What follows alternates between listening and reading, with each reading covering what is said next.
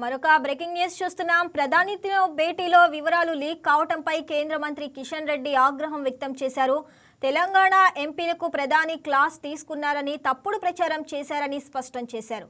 Leak వీర్లు ఎవరో తెలిస్తే ఖచ్చితంగా చర్యలు తీసుకుంటామన్నారు. సోషల్ మీడియాలో యాక్టివిటీస్ పెంచాలని సూచించారని, తెలంగాణలో పార్టీ బలోపేతానికి ప్రధాని మోదీ సలహాలు ఇచ్చారని తెలిపారు. అలాగే ప్రజల దృష్టిలో రాహుల్ గాంధీ విఫలమయ్యారని విమర్శించారు.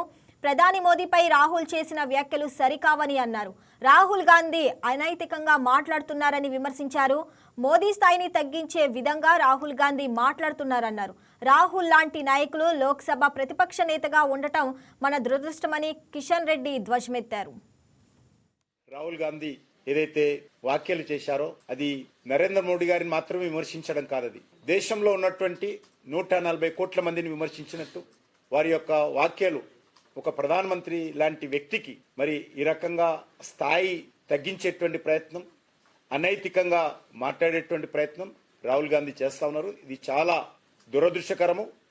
ఈ మాత్రం ఏం మాట్లాడాలో, ఏ విషయాలు మాట్లాడాలో మరి అవగాహన రాహిత్యంతో, మరి దుందుడుకు విధానంతో మరి ఒక ప్రతిపక్ష నాయకుడు ఈ రకంగా మాట్లాడము, మరి ఈ రకమైనటువంటి కనీస అవగాహన లేనటువంటి వ్యక్తి ఈ దేశానికి ఒక ప్రతిపక్ష నాయకుడుగా రాహుల్ గాంధీ ఉండడము మన దురదృష్టకరం అని చెప్పి సందర్భంగా భావిస్తా ఉన్నాం.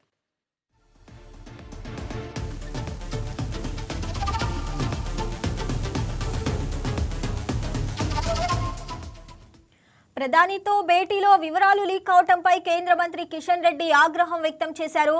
తెలంగాణ ఎంపీలకు ప్రధాని క్లాస్ తీసుకున్నారని, తప్పుడు ప్రచారం చేశారని స్పష్టం చేశారు. లీక్ వీర్లు ఎవరో తెలిస్తే ఖచ్చితంగా చర్యలు తీసుకుంటామన్నారు. సోషల్ మీడియాలో యాక్టివిస్టులు పెంచాలని సూచించారని, తెలంగాణ పార్టీ బలోపేతానికి ప్రధాని మోదీ సలహాలు ఇచ్చారని తెలిపారు. అలాగే ప్రజల దృష్టిలో రాహుల్ గాంధీ విఫలమయ్యారని విమర్శించారు.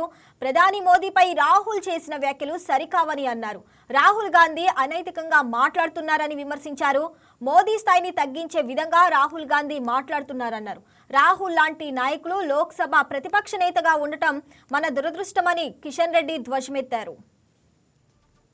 రాహుల్ గాంధీ ఏదైతే వ్యాఖ్యలు చేశారో అది నరేంద్ర మోడీ గారిని మాత్రమే విమర్శించడం కాదది దేశంలో ఉన్నటువంటి 140 కోట్ల మందిని విమర్శించినట్టు వారి యొక్క వ్యాఖ్యలు ఒక ప్రధానమంత్రి లాంటి వ్యక్తికి మరి ఈ రకంగా స్థాయి తగ్గించేటువంటి ప్రయత్నం, అనైతికంగా మాట్లాడేటువంటి ప్రయత్నం రాహుల్ గాంధీ చేస్తా ఉన్నారు. ఇది చాలా దురదృష్టకరము.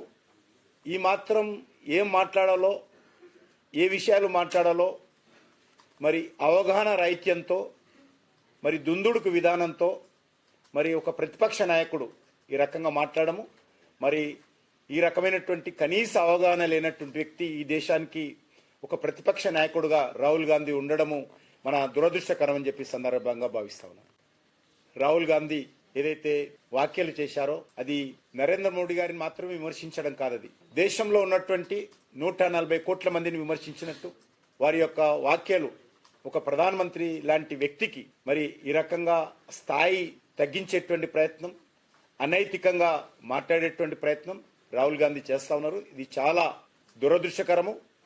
ఈ మాత్రం ఏం మాట్లాడాలో, ఏ విషయాలు మాట్లాడాలో మరి అవగాహన రాహిత్యంతో, మరి దుందుడుకు విధానంతో మరి ఒక ప్రతిపక్ష నాయకుడు ఈ రకంగా మాట్లాడము, మరి ఈ రకమైనటువంటి కనీస అవగాహన లేనటువంటి వ్యక్తి ఈ దేశానికి ఒక ప్రతిపక్ష నాయకుడుగా రాహుల్ గాంధీ ఉండడము మన దురదృష్టకరం అని చెప్పి సందర్భంగా భావిస్తా ఉన్నాం. రాహుల్ గాంధీ